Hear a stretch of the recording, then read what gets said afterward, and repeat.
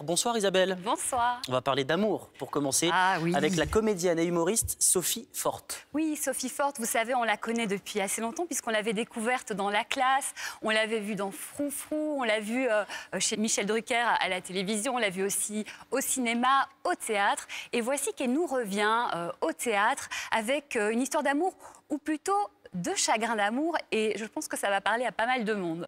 Alors cette histoire s'appelle Chagrin pour soi, elle l'a coécrite avec Virginie Lemoine qui signe également la mise en scène, et donc c'est l'histoire de Pauline dont la vie va tout à coup basculer quand son mari la quitte et la laisse comme ça avec ses deux enfants.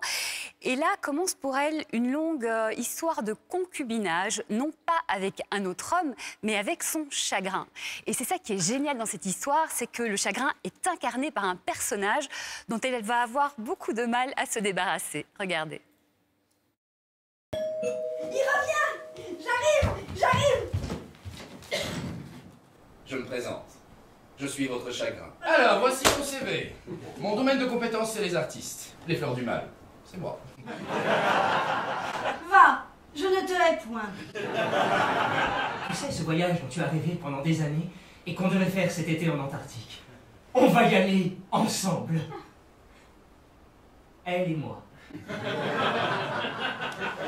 Dors, dors, dors.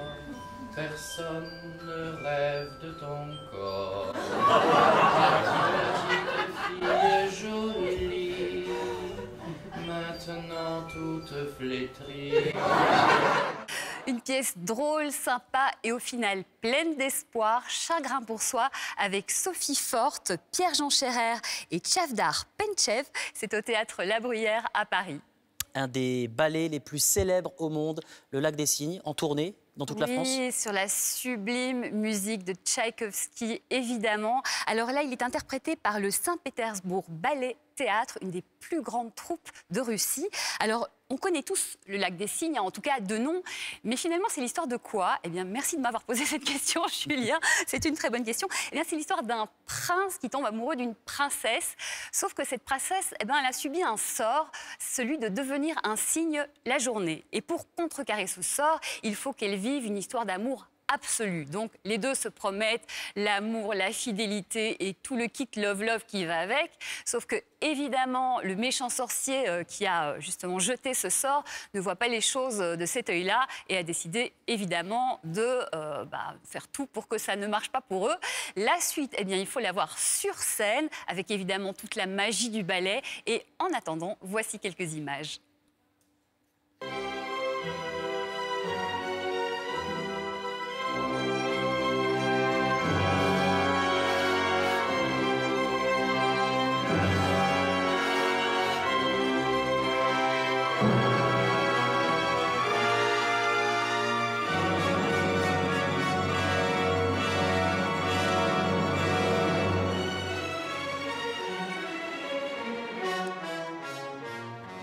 Un spectacle magnifique, des danseurs majestueux, des décors somptueux. Voilà, le Lac des Cygnes en tournée dans toute la France. Et ils seront aussi à Paris, à la scène musicale, les 10 et 11 février. Et pour terminer, Isabelle, nous allons dans le Pas-de-Calais. Oui. Le Louvre de Lens fête ses 5 ans. Voilà. Alors, à l'heure où le musée du Louvre s'exporte à Abu Dhabi, le centre Pompidou à Bruxelles, à Malaga et bientôt à Shanghai, eh ben, n'oublions pas ce qui se passe en France. Et du coup, on va du côté de chez vous, cher Julien, le musée Louvre-Lens qui fait la fierté des habitants des Hauts-de-France. Alors, c'est quoi ce musée? Eh bien, c'est 3000 m² dédiés à l'histoire des humains à travers les civilisations, de l'Antiquité au temps moderne, en passant par le Moyen-Âge. Donc, c'est un très, très beau musée, tout en lumière et en transparence à découvrir absolument.